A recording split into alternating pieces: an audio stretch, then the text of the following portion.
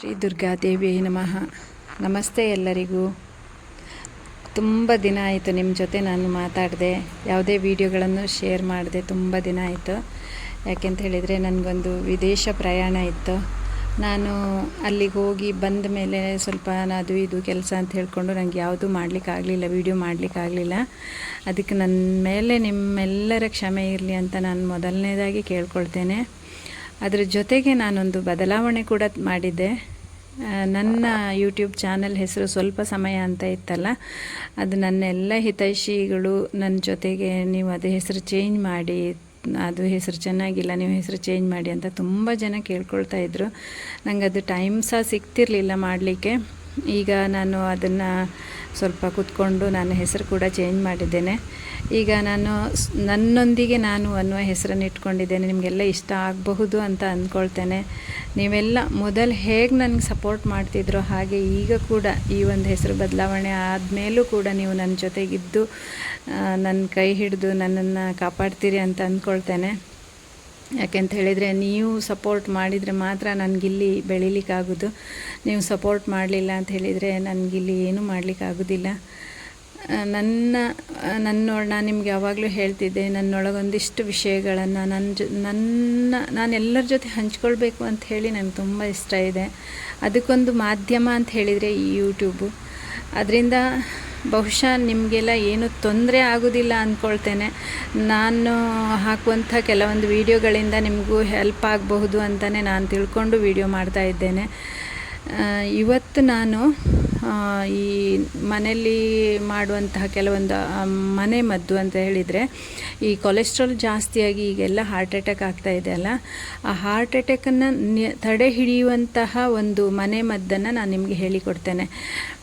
ಇದನ್ನು ಯಾಕೆ ನಾನು ನಿಮಗೆ ಹೇಳ್ತಾ ಇದ್ದೇನೆ ಅಂತ ಹೇಳಿದರೆ, ನಾನು ಬ್ಲಡ್ ಚೆಕಪ್ ಮಾಡಿಸಿದಾಗ ನನಗೆ ಕೊಲೆಸ್ಟ್ರಾಲ್ ಜಾಸ್ತಿ ಇದೆ ಅಂತ ಹೇಳಿದರು ಡಾಕ್ಟ್ರು. ಟ್ಯಾಬ್ಲೆಟ್ ಕೊಡ್ತೆ ಅಂತ ಹೇಳಿದರು ಅವರು. ನಾನು ಹೇಳಿದೆ ಟ್ಯಾಬ್ಲೆಟ್ ಬೇಡ ನನಗೆ, ನಾನು ಮನೆ ಮದ್ದು ಮಾಡ್ತೇನೆ, ಅದರಲ್ಲಿ ಕಡಿಮೆ ಆಗುತ್ತೆ ನನಗೆ ಅಂತ ಹೇಳಿದೆ. ನಾನು ಹಾಗೆ ಬಂದೆ. ಮತ್ತು ನಾನು ಈ ಮನೆ ಮದ್ದನ್ನು ಮಾಡಿದೆ. 15 ದಿನ ಮಾಡಿ 15ನೇ ದಿನ ನಾನು ಹೋಗಿ ಚೆಕಪ್ ಮಾಡಿಸುವಾಗ ನನಗೆ ಕೊಲೆಸ್ಟ್ರಾಲ್ ನಿಲ್ಲ ಅಂತ ಬಂದಿದೆ. ಹಾಗಾಗಿ ನಾನು ನಿಮ್ಗೆ ಇದನ್ನು ಹೇಳ್ತಾ ಇದ್ದೇನೆ. ನೀವು ಇದನ್ನು ಮನೇಲಿ ಮಾಡಿ, ಖಂಡಿತ ಇದರಲ್ಲಿ ಕೊಲೆಸ್ಟ್ರಾಲ್ ನಿಲ್ಲ ಆಗಿಯೇ ಆಗುತ್ತೆ, 100% ಆಗುತ್ತೆ. ಹಾಗಾಗಿ ಇದನ್ನು ನೀವು ಯಾವುದೇ ಅನಾನುಕೂಲತೆ ಅಂದರೆ ಯಾವ ದುಷ್ಪರಿಣಾಮವೂ ಈ ಒಂದು ಮನೆ ಮದ್ದಿನಿಂದ ನಿಮ್ಗೆ ಆಗೋದಿಲ್ಲ. ಇದು ಮನೆಯಲ್ಲೇ ಸಿಗುವಂಥ ಕೆಲವೊಂದು ಐಟಮ್ಗಳನ್ನು ಉಪಯೋಗಿಸ್ಕೊಂಡು ಮಾಡುವಂಥದ್ದು.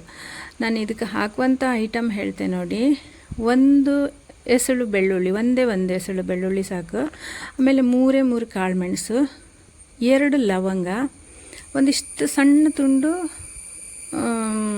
ಚಕ್ಕೆ, ಆಮೇಲೆ ಒಂದು ಸಣ್ಣ ತುಂಡು ಶುಂಠಿ, ಆಮೇಲೆ 2 ವೀಳ್ಯದೆಲೆ. ಹೇಗೆ ಅಂತ ಹೇಳಿದರೆ, ನೀವು ಮನೆಯಲ್ಲೇ ನಮ್ಮ ಮನೆಯಲ್ಲೇ ಬೆಳೆದಿದ್ದಿದೆ.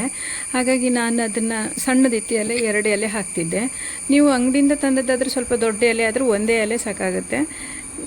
ಆ ಎಲೆ ಅಷ್ಟು ಯಾವುದೆಲ್ಲ ಬೆಳ್ಳುಳ್ಳಿ, ಕಾಳುಮೆಣಸು, ಲವಂಗ, ಚಕ್ಕೆ, ಶುಂಠಿ ಮತ್ತು ವೀಳ್ಯದೆಲೆ, ಈ 6 ಐಟಮನ್ನು ನೀವು ಅದನ್ನು ನನ್ನ ಹತ್ರ ಕುಟಾಣಿ ಇತ್ತು, ನಾನು ಅದರಲ್ಲಿ ಕುಟ್ಟಿದೆ.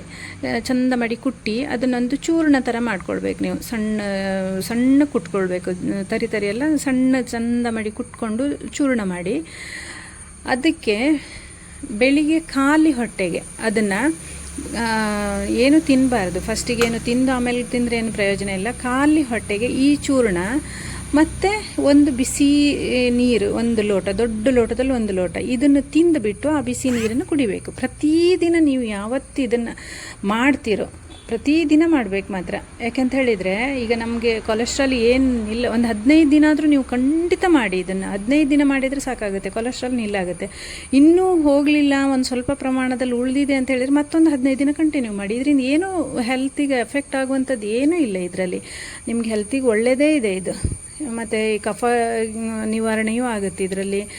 ಹಾಗೆ ಸುಮಾರು ಹೆಲ್ತ್ ಬೆನಿಫಿಟೇ ಇದೆ ಹೊರತು ಅದರಿಂದ ಏನೂ ಸೈಡ್ ಎಫೆಕ್ಟ್ ಅಂತೂ ಖಂಡಿತ ಇರುವುದಿಲ್ಲ. ಹಾಗಾಗಿ ನೀವು ಇದನ್ನು ಮಾಡ್ಕೊಳ್ಬೋದು, ಮನೆಯಲ್ಲೇ ಮಾಡ್ಕೊಳ್ಬೋದು. ಮತ್ತು ಇದು ಹೊರಗಡೆಯಿಂದ ಏನು ತಂದು ಮಾಡುವಂಥದ್ದೇನಿಲ್ಲ, ಮನೆಯಲ್ಲೇ ಸಿಗುವಂಥ ಐಟಮ್ಗಳಲ್ಲ. ಹಾಗಾಗಿ ನಿಮ್ಗೆ ಈಸಿ ಆಗುತ್ತೆ, ಮಾಡಲಿಕ್ಕೂ ಈಸಿ ಆಗುತ್ತೆ. ಅವರು ಕೊಡುವಂಥ ಕೆಲವೊಂದು ಟ್ಯಾಬ್ಲೆಟೆಲ್ಲ ತಿಂದ್ಕೊಂಡು ಅದರಿಂದ ಹೆಲ್ತನ್ನು ನಾವು ಏನೇನೋ ಹಾಳು ಮಾಡ್ಕೊಳ್ಳೋದಕ್ಕಿಂತ ಇದು ನಾವು ಮನೆಯಲ್ಲೇ ಸಿಗುವಂಥ ಕೆಲವೊಂದು ಐಟಮ್ಗಳನ್ನು ಉಪಯೋಗಿಸಿ ನಮ್ಮದು ಹೆಲ್ತ್ ಸರಿಯಾಗುತ್ತೆ ಅಂತ ಹೇಳಿದರೆ ಖಂಡಿತ ಮಾಡ್ಕೊಳ್ಬಹುದಲ್ಲ. ನೀವೆಲ್ಲರೂ ಟ್ರೈ ಮಾಡಿ ನೋಡಿ. ಮತ್ತು ನನಗೆ ಹೇಳಿ, ನೀವು ಹೇಗಾಗಿದೆ ಅಂತ ಹೇಳಿ ಕಮೆಂಟ್ ಮೂಲಕ ನನಗೆ ತಿಳಿಸಿ ನೀವು, ಆಯಿತಾ?